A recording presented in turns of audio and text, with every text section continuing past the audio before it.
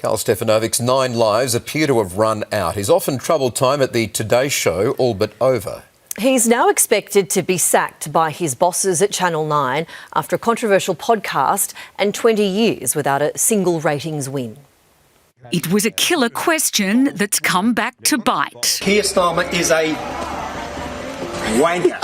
And that was just the start. In a 55-minute podcast, Channel 9's Breakfast Family Man gave an open mic to British right-winger Tommy Robinson. He's anti-Muslim, anti-establishment, anti-immigration. They're bringing in criminals, rapists, murderers. But this is literally happening in Australia with the One Nation Party. They talked crime, controversy, cancel culture. God, I love you. But by last night, Nine had heard enough. Online activists, the Mad Witches, which claimed credit for the sacking of Kyle Sandilands, announced they were now coming for Karl. The highest paid person on the network, and yet at the same time you're doing a podcast which is very kind of brazenly right-leaning. You can't have it both ways. From Stefanovic's former Today co-host. Nine gave him the podcast.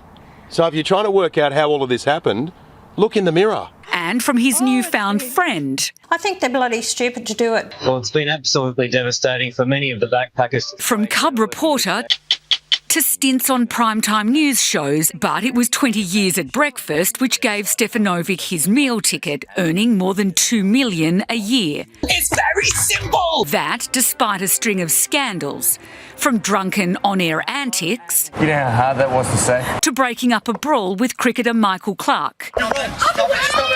Dumped in 2019 for backstabbing his bosses, but he was back a year later. Stefanovic is a survivor. This one is very different. I mean, this is obviously the end of the road for him in mainstream media. Stefanovic, on leave in London, is said to be devastated. 7 News understands Nine was enraged by the podcast, so Stefanovic took it down, but the damage was already done and he was told not to hurry home. At Nine's Sydney headquarters today, it was lawyers at 10 paces as both sides tussle to negotiate his exit.